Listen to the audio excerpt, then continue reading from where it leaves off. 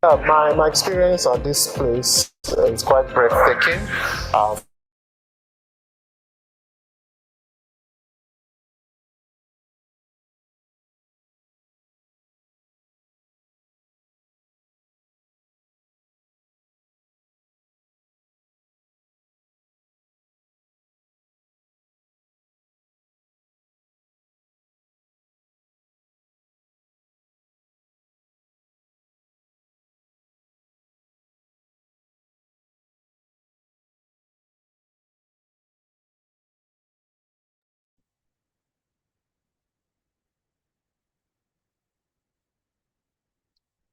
Hello, everyone. It's 2nd of January 2025. I'm sure we've um, had a good celebration and we're looking forward to an exciting year, 2025. Positive outlook coming from every direction. So I think we're going to have a wonderful ride this year.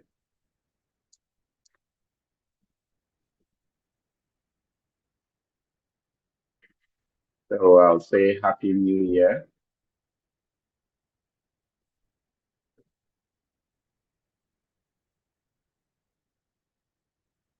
Last year, we went through week after week and of different topics and conversations. I know we promised you that we're going to have interactive sections coming up in another program that we hope to start soon. I'm sure we'll still come through with that. As we start this new year, we want to continue giving you quality content that will help you, build your careers in whatever field you find yourself, including facility management, especially facility management, because most of our audience are facility managers.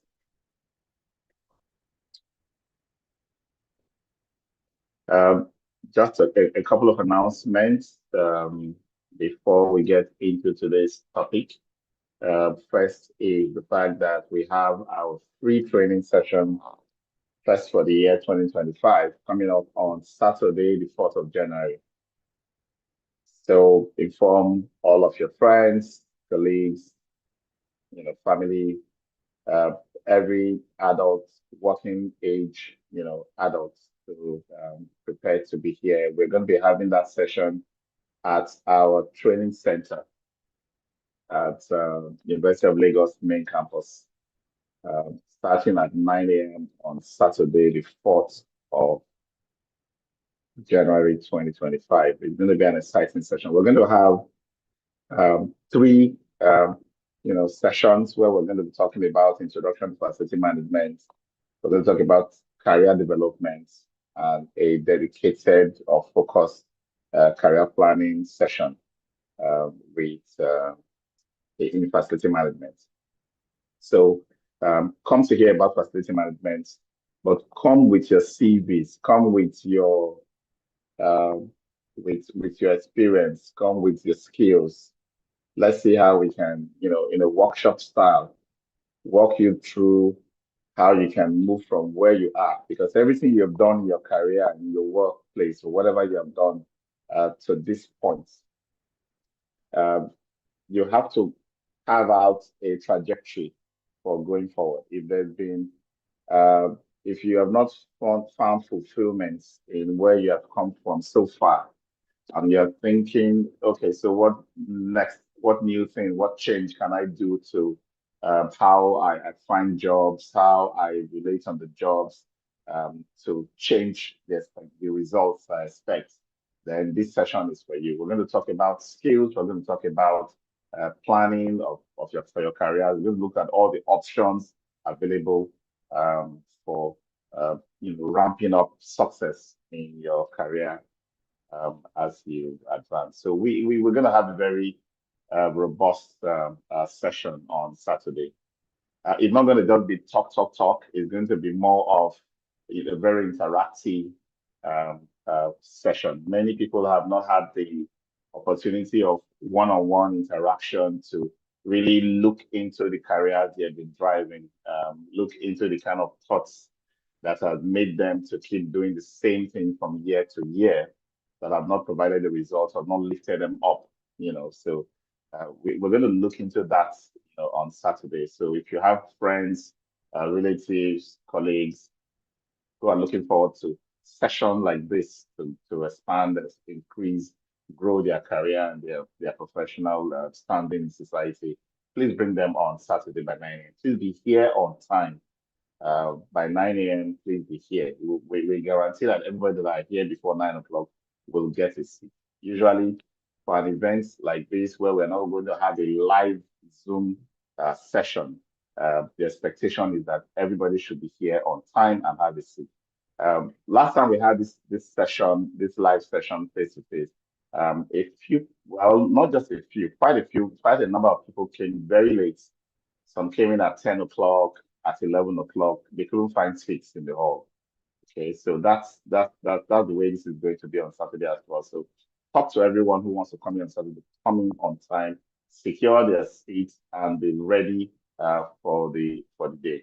Okay, we'll make it worth your while. We have planned activities to spice the sessions. We have refreshments to go with the session, and all of these are going to come to you for free, including the certificates you would earn.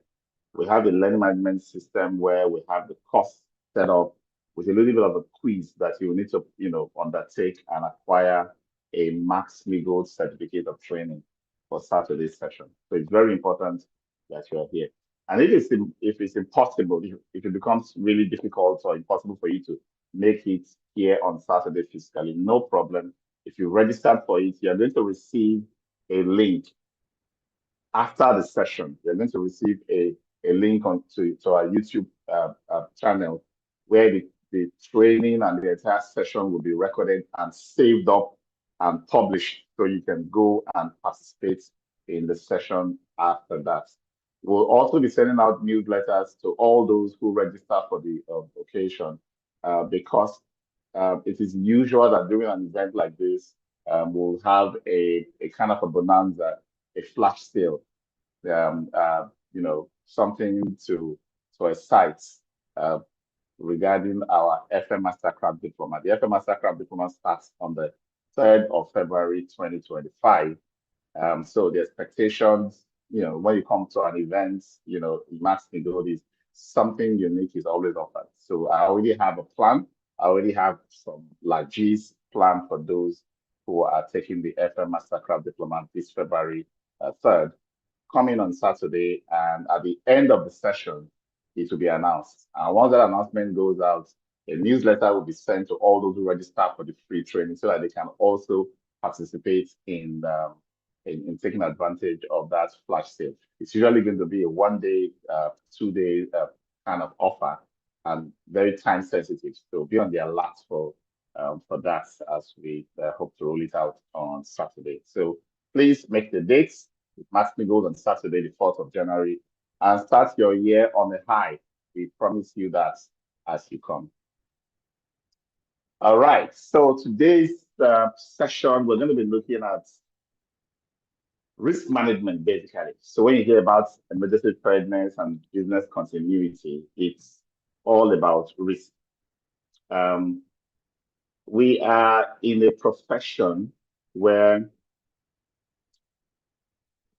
there's an expectation of us to plan ahead. We call this proactive facility management. Plan ahead, anticipate things that can go wrong, and let your plans be suited to responding to such eventualities. Because we provide services across the entire, resources required to live. If you want to eat, if you want to breathe, if you want to sleep, if you want to be healthy, if you want everything you do, all of the life processes of human beings, whether it's in places where we work or where we live, where we recreate, everything, facility management has, an impact on them. So we provide a whole a lot of services.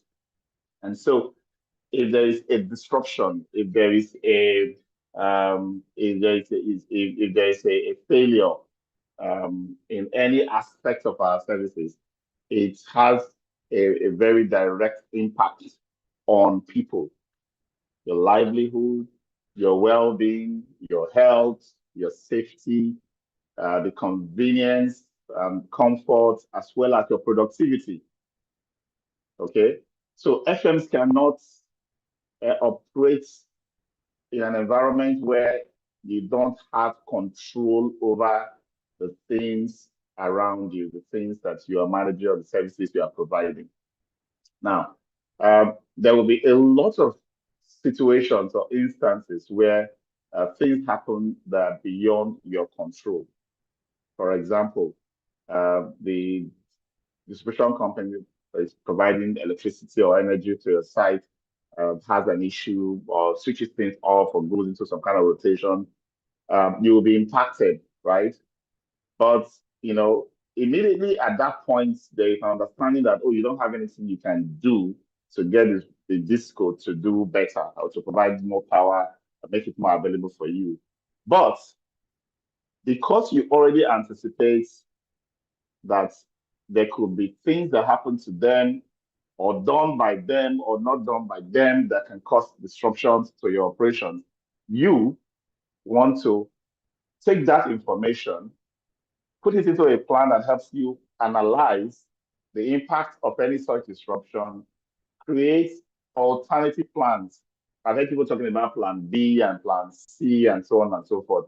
But this is where we really need to put some structure around those alternative plans, those redundancies that we need to have in place. So that's all what we're talking about. And there are two key scenarios. We're going to break it down into two key scenarios on how to make this response. One is an emergency happens. Before it happens, we already have plans in place for responding to that emergency. So when it does happen, we default to the plan we have in place. That's called emergency preparedness. Think, anticipate, itemize or identify and itemize, analyze, and then plan specific actions that would happen if any of these scenarios plays out. Okay, so that's emergency preparedness. Then you now have, when that emergency, throws itself up, you now have impacts on your business. Some can be so strong that the business will just buckle completely under it. A business that requires people to physically do things as a minimum for its minimum, operation to stay running. If an emergency happens that keeps everyone away from being able to physically do anything, that business is shuttered in. It's closed down, right? That's exactly what you want to avoid. That's exactly what you want to avoid.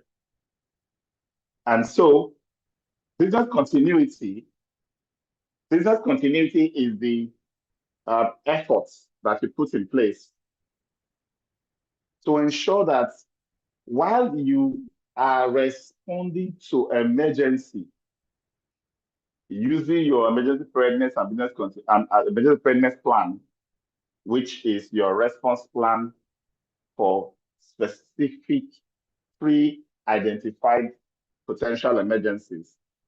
You now want to focus on your business and ask yourself, what are the core processes that I must find ways to protect? Okay, so emergency preparedness refers to your look at external and internal factors that can come in to cause obstructions or disruption, right? And how you respond to them. But while that is ongoing, you need to now create a second plan that addresses your business. What's important? What are the key things that we must keep running so that we don't fold up? For many organizations in this information age, is information, data, uh, things that have to do with communication. So you hear about, make sure the server keeps running, for example, make sure there's no crash. There are certain systems that are processing certain information or producing certain things that must be kept on, kept powered. That is business continuity. There are certain relationships that must not be allowed to break.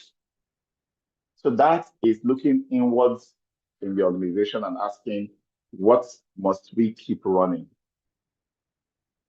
When COVID came, for example, many organizations were able to uh, stay running. Some had to fold up temporarily, kind of cocoon themselves, shield their core processes. Even though they couldn't operate, they boxed themselves in and cocooned for the period until the coast was clear and they opened back up and continued. There were those who just went bust, irrecoverably dissolved because of COVID-19 pandemic. That's what you don't want to get to. You want your organization, your operations, your activities to either continue to run, even on a skeletal basis, or at least be able to shield itself from being, from imploding or from exploding or from shutting down, so that once that preparedness plan is implemented and actions are taken and things are taken care of or resolved, you can reboot back into existence. So those are the two aspects that we'll be looking at.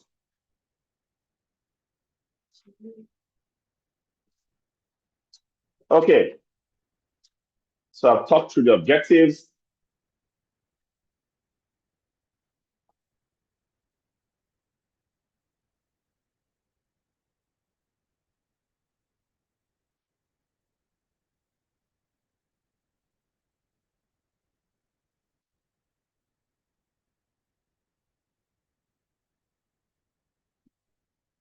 And all we're going to cover in these 45 minutes or so, talk about the risk, how to manage the risk, how to assess and manage them, and then look at how we can deploy some technology to get ahead of resolve things when they happen.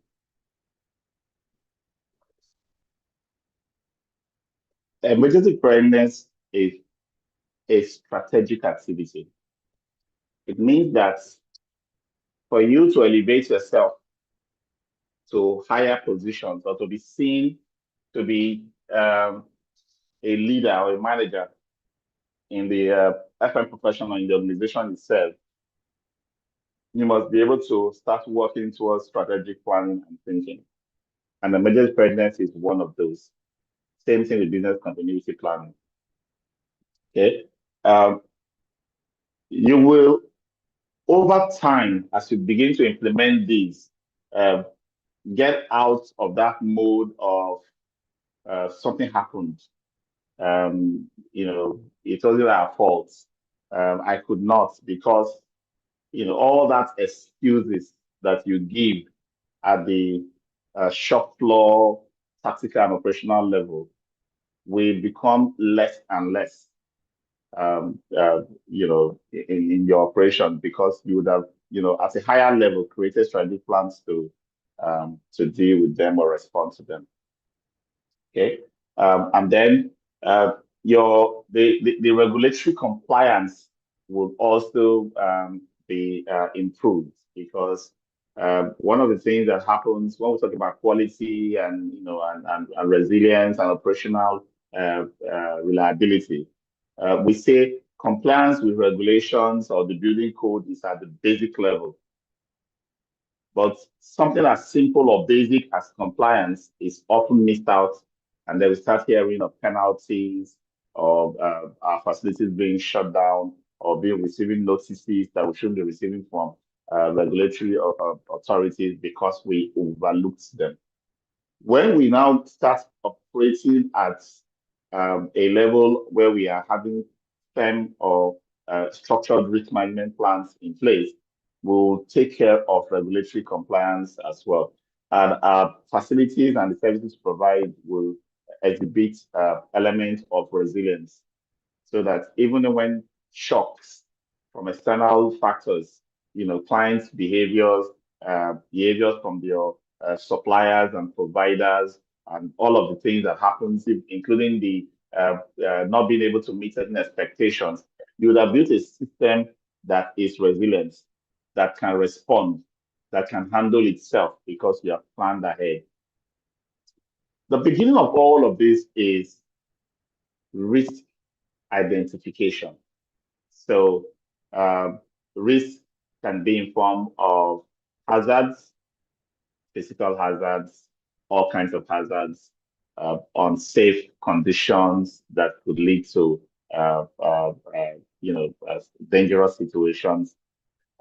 Risk can come from not having adequate plans in place. If you don't have adequate plans in place, you have all kinds of assumptions in your head as to how things should be. That in itself can cause a miscommunication, under communication, or poor communication within your team that can leave certain balls to get dropped within the team. And then it could also come from not practicing. If you have plans and you've not practiced, you don't have briefs, you don't have the right experience. Because if I plan for a risk and the risk does not, does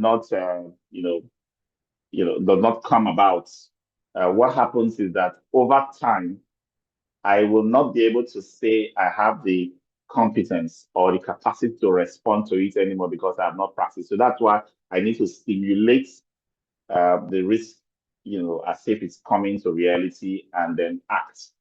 Just the same way, you know how vaccines work for diseases.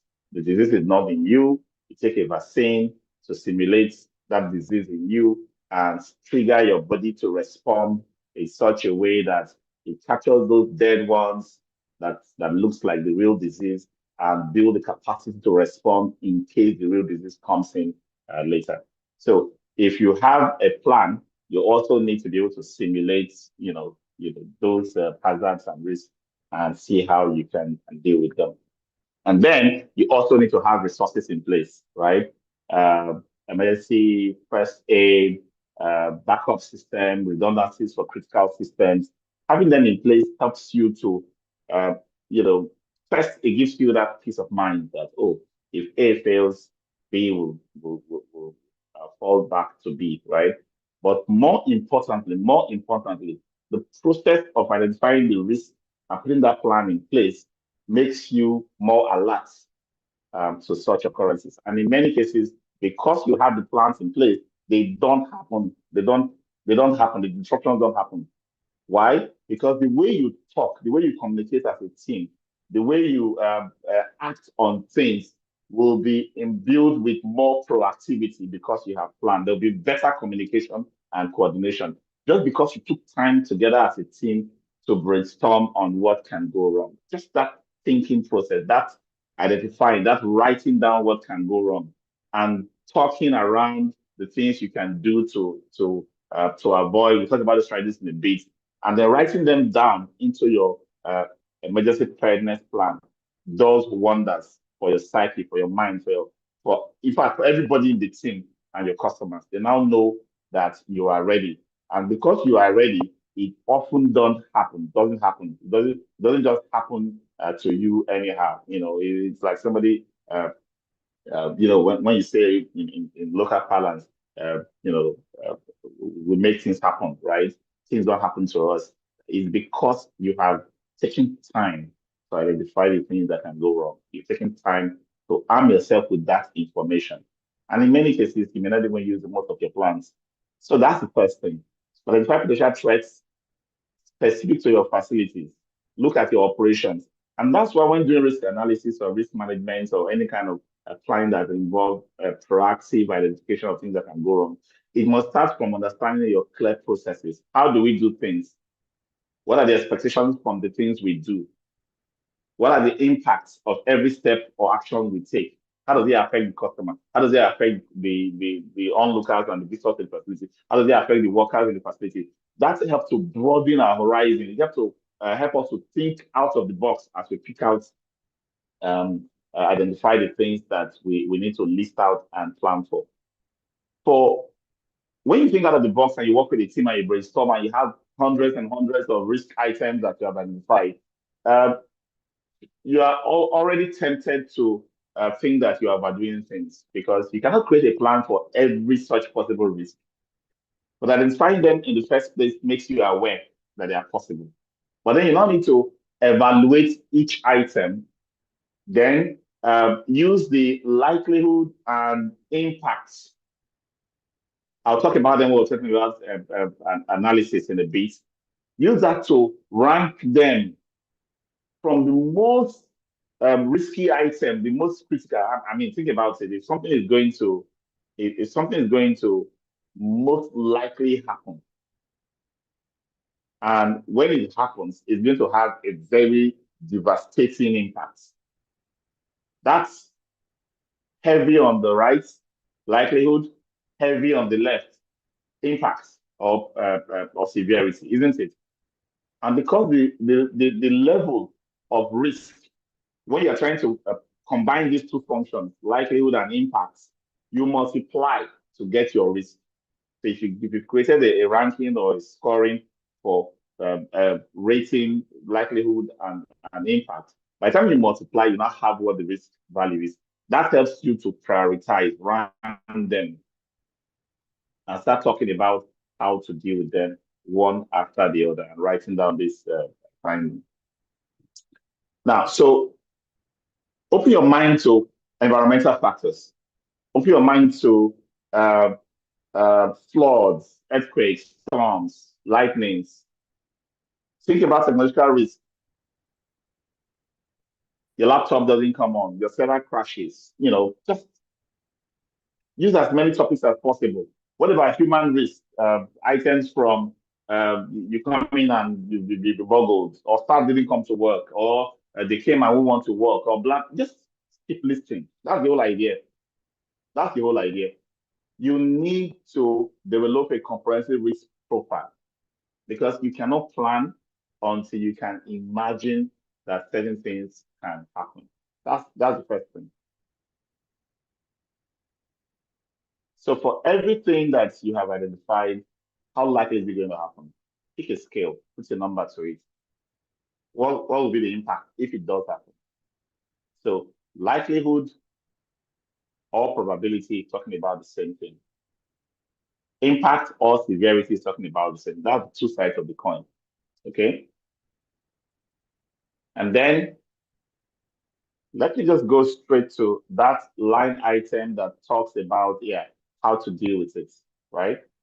So I've gone through this. I now know I have a list of risks. I now need to decide how to evaluate each one. I could use the simple severity or impact versus probability or likelihood and just multiply them on a scale. All right. And what does that mean? If I pick a scale of 1 to 5, scale of 1 to 10, scale of 1 to 3, whatever scale, if something is going to be very heavy on impacts when it happens, I give it, a high number. If it's going to be minimal impact, rain fell, how will it affect workers coming to work? Very minimal impact. Let's find a way to get through to work even on the rainy day, right? So that's a minimal impact. And if, that will not lead to something really serious. Rainfall will not lead to somebody being sick or dying, isn't it? So by the time I use that, okay, let's take a scale of 1 to 5. The rainfalls in the rainy season, the probability or likelihood is very high. So 5 over 5. What's the impact or severity? Not so much. So that's 1 over 5. What's the risk? 5 times 1. And that risk is 5. So the risk of rain falling is 5 over what? Over 25. Maximum probability is 5. Maximum impact is 5. If I were to multiply the maximum on both ends, I'll get 25. So my maximum risk is 25. So a risk of 5 over 25, is that a high risk or a low risk? Now, to think about this risk assessment, to bring it home closer, if I were to bring up an item like, the risk of an aeroplane crashing into your building in Victoria Island, that sounds like a very severe, very serious risk, isn't it? But what's the likelihood? What's the probability? How do you determine that? Historically, has that ever happened? Nope. Is there an airport nearby? Nope.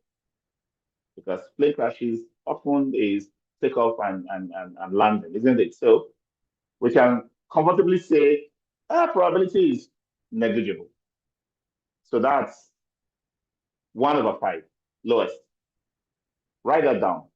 And then, what if it does happen? Something strange happens and the plane comes from nowhere, crashes into your building. The impact or severity will be go over the charts, isn't it? So we're talking about a impact or severity of maximum, which is 5.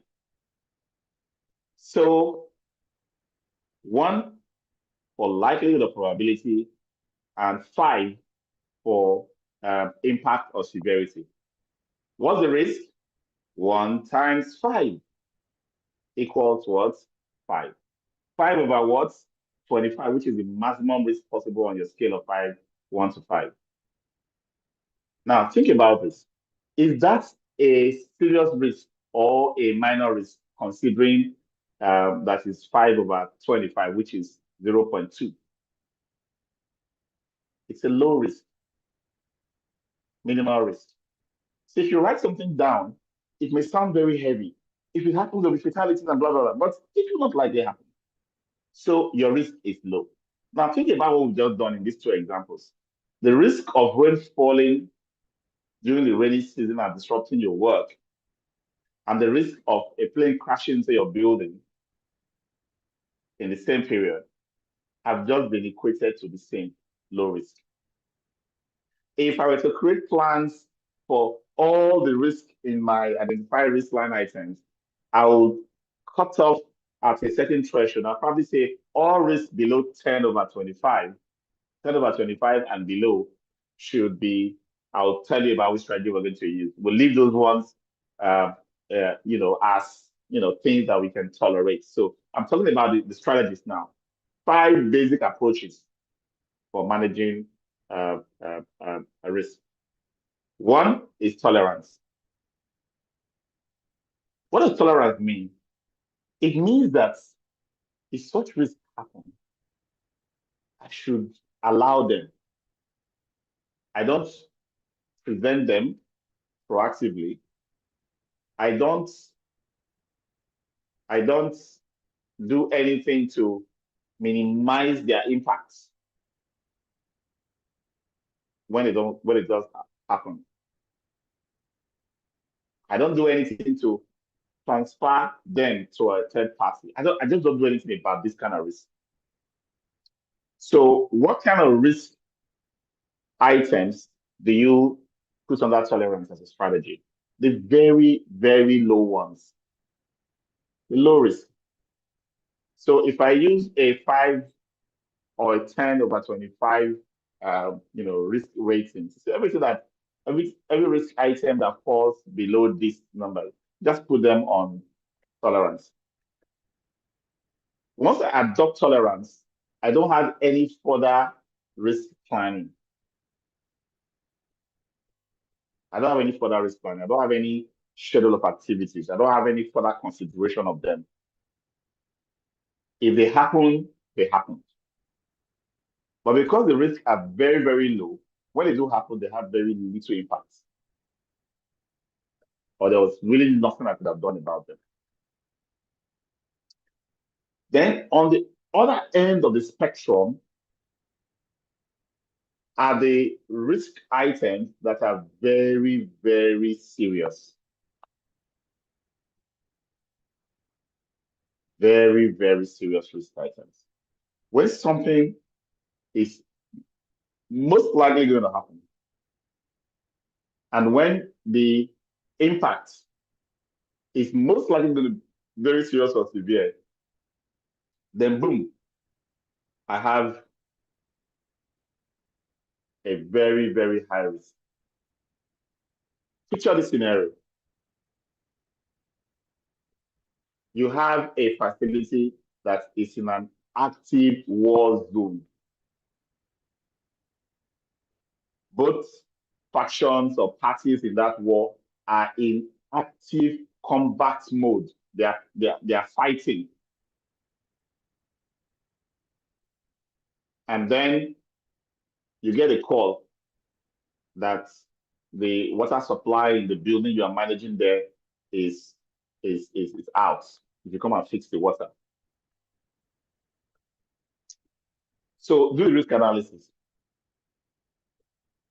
You know now that there is war going on there. So the likelihood or probability is very, very high because combat is ongoing. Which means you could be caught in crossfire, you could be, the likelihood is very high. That's 5/5.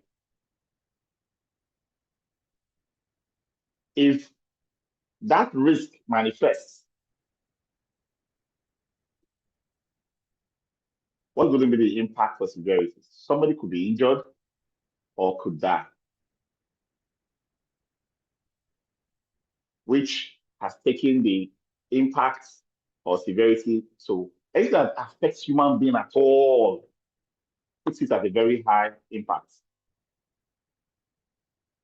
That's 5 severity, 5 probability. Multiply the two, you have a 25/25 risk, maximum risk level. What strategy should you adopt for that? Avoidance. Avoidance means cancel the activity. We aren't going there. Water outage is a problem, but we can't physically come in there to fix water outage. Avoidance of that activity, to kill that project. Whatever it is that has that level of risk, just abort. That's avoidance. So I talked about the two ends of the risks that you've identified. One are the risks that are very low, that you can tolerate, and then the risks that are very high that you apply avoidance. And then there are some middle range risk levels that you can apply prevention. Prevention is where you proactively set up programs, systems, put in resources to prevent the risk from manifesting. Whether it's a management control, whether it's an engineering control, to prevent the risk from manifesting. So let's take an example of working in a site. We are all dealing with electrical circuits and cables, that we are all doing all kinds of work, while some guys are doing other bits of work in the civil side.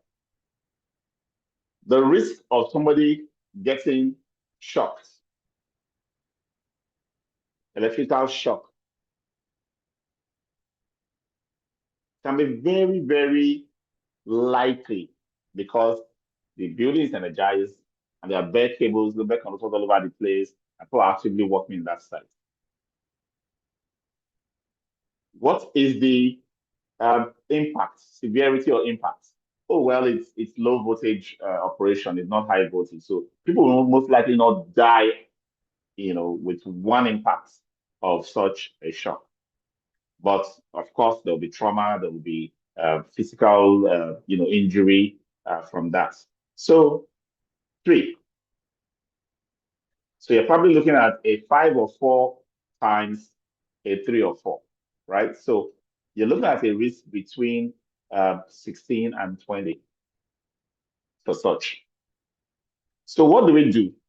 We want to continue the work, so we're not avoiding. We want to have a plan in place, so we're not adopting tolerance. But we also want to make sure that the risk does not manifest. That's where prevention comes in. So we implement a lockout, tag out policy and system. We implement isolation, authorization on that side to ensure that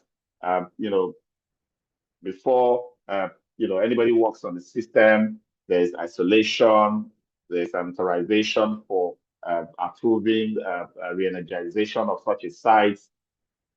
And then there is a permit to work system with a job safety analysis implemented and cascaded to everybody in the team. And there's a standby person who is doing that monitoring and checking to be sure that nobody energizes any part without authorization. That's the preventive maintenance, preventive approach. The work can still go on, but because we want to prevent it, we want zero harm, so no shock on the risk that is, mid-range high. We will put those systems in place and we will monitor them and we ensure that nobody gets a shock. That's prevention. So all of those steps that we're going to take, in tolerance, we don't take steps. We just adopt tolerance and we move on with what we are doing. There's nothing to do about that risk. In avoidance, we are bought altogether. We're out. We're not doing this. There's nothing else to do. But in prevention, you now need to outline all of the things that you will do to make sure that you do not have a manifestation of that risk. That's prevention. Now, the fourth strategy is that of mitigation. You want to mitigate. What does this mean? It means that you are not taking actions to prevent that risk from hitting you, from manifesting. You are taking action to reduce the impact when it does manifest. For example, I'm on a civil construction site, and I'm going to be pouring concrete today, and it's rainy season. Can I prevent the rain from falling? Mostly not likely. I know people both that they can prevent rain from falling when they're having an activity, say party or whatever, but scientifically that's not possible. So I can't adopt prevention for the rain. But I can provide a mitigation. How? I can put up some kind of canopy. I can put up some kind of nylon covers for the areas that are casted in case it starts raining. And when the rain does fall, I make sure that I divert the runoffs. Put some kind of gutters to make sure runoff storm water runs around and not into my mixture of the casting I've done. Then I have mitigated. The rain can fall all it wants, but it's not going to mess up the work I've already done. Of course, it could, reduce the hours I work or slow down my work or whatever. But that mitigation that I put in place have reduced significantly how much damage the risk of rain falling can be to me. And then the final strategy is to transfer or share the risk. This is an administrative process of, getting a third party to take up your risk. And we do this through contracting and through insurance. When you put out contracts, you transfer certain risk as part of the contracting process. So the contractor now has to deal with this whole risk planning for that project. So instead of tolerance, avoidance, get a third party to do the job and own the risk. And then go through with the due diligence to ensure that the right contractor, the right service provider is selected who can actually own and manage the risk. And then some of the tools you build into the contracts to ensure that you are able to, enforce risk management are bonds, put in bonds. You have the, bonds for performance. You have bonds for payment. You have different types of bonds that can be written into contracts. And then the insurance is what you subscribe to an insurance policy with a third-party insurance provider. This time, you are dealing the work yourself. You're not letting a third party come and do the job, but you take insurance to protect your investment, to protect your employees, to protect your third party stakeholders and the rest. So that if anything happens, the insurance company will use their buffer from the premium they've gathered to compensate and try to make it. So those are the 5 basic approaches to risk management.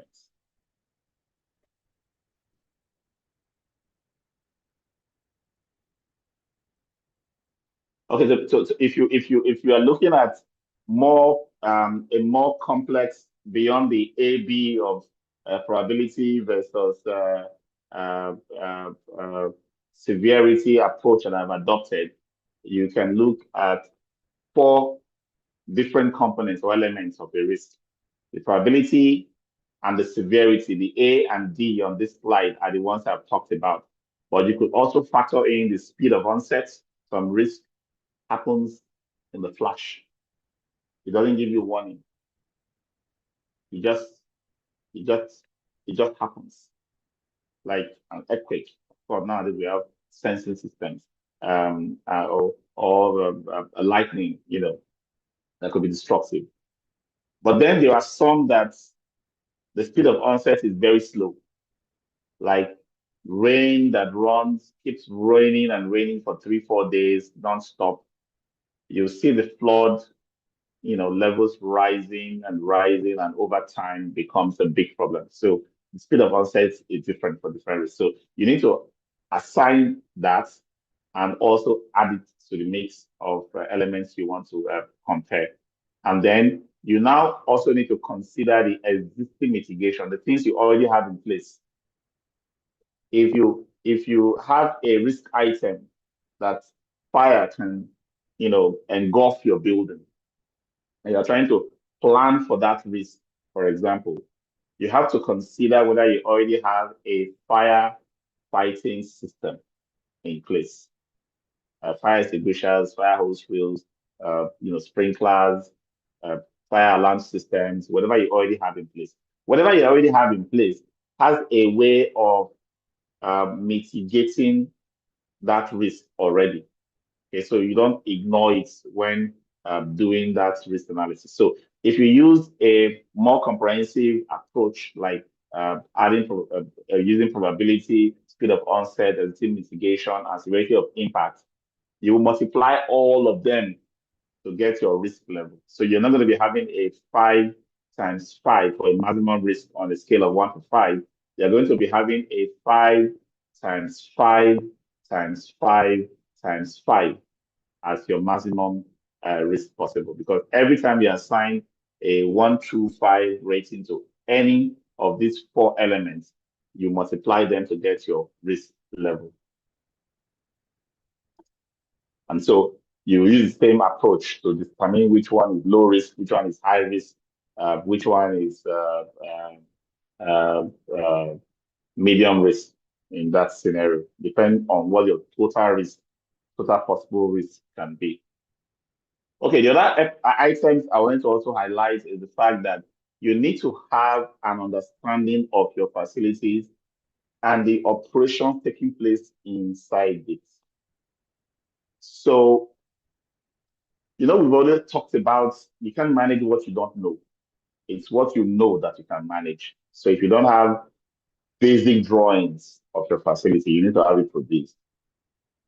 If you don't have the asset register, which is the basic outline or itemization of all the things that you own, that you manage, then you need to have that produced. You need to know the conditions. You need to know the people who use the facility and what they do in the facility. It's very important that you have this as basic information.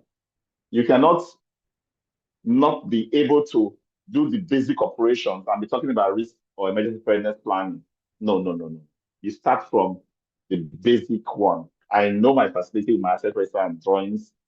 I understand the condition of my assets. I know what my people are doing in the building. I know who and who is where in the building and what they are doing at different times. That's basic. And then I have a plan for my normal operation. I will have a maintenance program. I'll have an operations program. Have all my team structured with different tasks they will perform and the routines I understand. I have them in place. So you're already operating well operationally, and then you are meeting obstructions and disruptions every now and then. And you say, how can I prevent these obstructions and disruptions that happen while when my operations are supposed to be going smoothly? That's what elevates your thinking to uh, uh, risk planning or business preparedness and business continuity, because that is a strategic level approach to looking at the operations that you have thought out, laid out, planned, and it's already running seamlessly. How be it with, you know, a few obstructions here and there. So it's important that we understand this concept. We don't move to managing risk or planning for risk until we first perfect our normal operations. Okay. So what do you have in your emergency plan? The scope of the plan, the objective of the plan, basic assumptions, different scenarios that would trigger the plan. Uh, who should have a copy of the plan? How we discuss the plan? When do we have training for the plan and orientation for it? And what are additional documents we should have in place? Like contact list, policies, relevant policies that empowers you to do certain things differently during emergencies. Because if you have an emergency preparedness plan and you want to, and it's activated, many things will no longer happen the way they happen. It changes, and there should be policies that back that up. Okay. Um, Same for business continuity.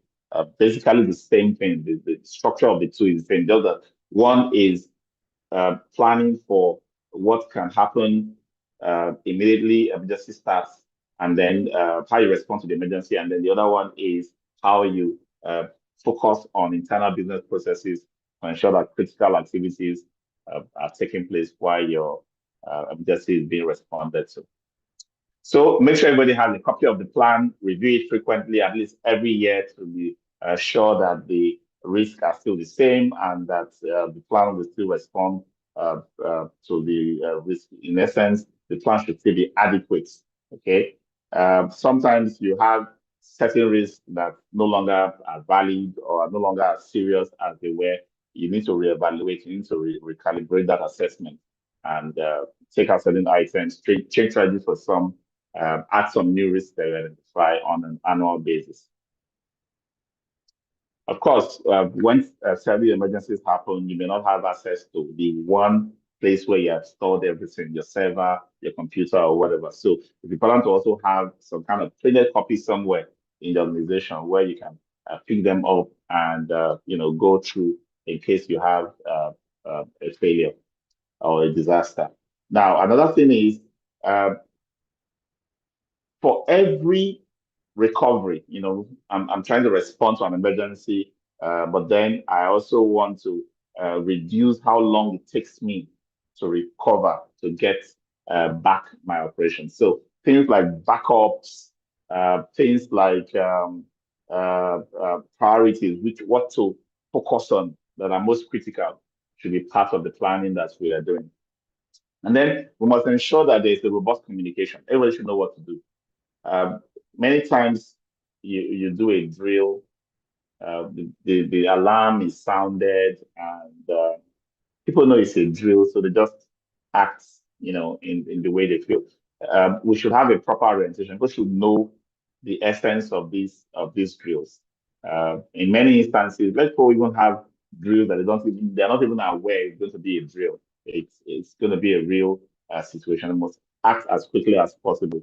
The training, the orientation, the communication to make this possible is something that you have to focus on.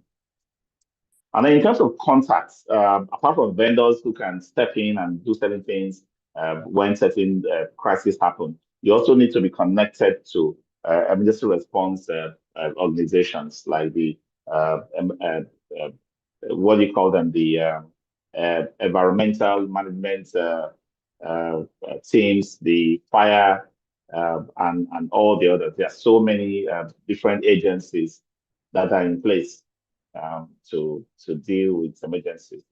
I think in Nigeria and in Lagos, you can use emergency numbers like 767 or 112, and you reach certain helplines that can direct you in direction of these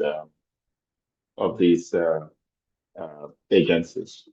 It's also important to build some kind of rapport with such agencies, with local police, fire. There should be some kind of familiarity. If you manage a substantial facility around the neighborhood, let there be some familiarity between you, the manager, and some of those agencies' heads. Know when they are switched or removed or changed. Know when times like this, when you don't have an emergency, having a communication and interaction with them helps you, to get good response when there's a real emergency. And then within your team, there should be an understanding of what each person should do. So in essence, if I have a job description that says I'm an accountant and this, if we now create an emergency preparedness plan that requires me, the accountant, to do something, maybe become the fire marshal for this floor, for example, I need to be trained. I need to be given all the tools I need to respond to that emergency when it does happen. But I also need my job description to be revised to include that I will be acting as a fire marshal in case of such an emergency. Okay. And then the drills are ways to test the system.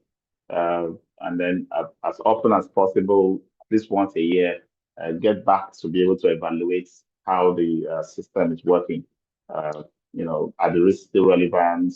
Have they changed? Organization structure, resources available? Have they changed? Policies in place? Have we provided training for everybody? Do everybody know what they should be doing?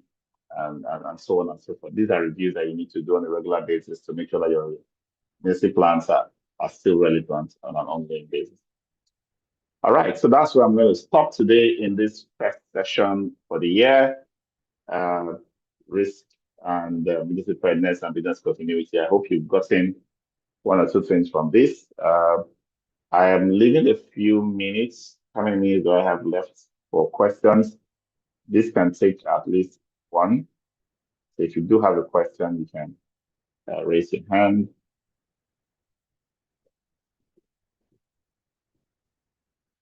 And if you have a question and you are in the Max-Migold Facility Management Training group on WhatsApp or the Max-Migold group on Telegram, please drop the questions and your comments there. Invite your friends to like and follow our social media platforms so you can be notified every week when we have these sessions and many other content we're putting out.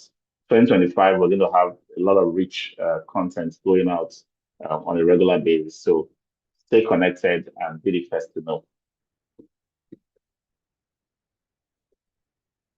Okay, on the final note, I'll just want to remind you about the free training session we're having on Saturday.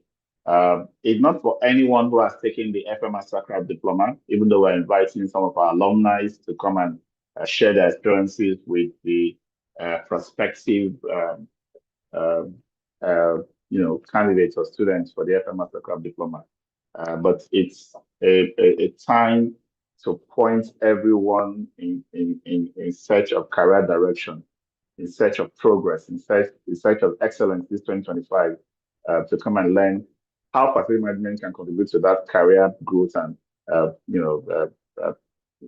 increase they're looking for, and how they can plan their careers. Many people have not planned their careers; they just finish school, start working on any position they get. We're going to look into all of that and help you have a conscious, deliberate plan for your career as you move on through 2025. So please tell this to brothers, sisters, friends, children, husbands, and wives, and get them here on Saturday. It's 9 a.m. Saturday, 4th of January 2025, 9 a.m. Please be here before 9 a.m. and be seated. There will be so many people. The seats will have been taken up by the time you come at 9:30 if you decide to come at 9:30. So I encourage you to come in early. If there's any need for us to do some kind of overflow arrangement to accommodate more people, I want to be able to do it before 9 o'clock, not coming in at 10 and 11 and hoping to have a seat. That I'm sure is not going to happen. Okay. All right. So thank you very much, and see you on Saturday for those who are coming on Saturday. See you on Thursday next week for the second episode or edition of the launch hour this year as we start this new series. And for those who have made plans to join the FM Mastercraft Diploma coming up starting on the 3rd of February, kudos. You're welcome on board. We look forward to seeing you in class. Thank you very much, everyone. Have a good afternoon. Bye.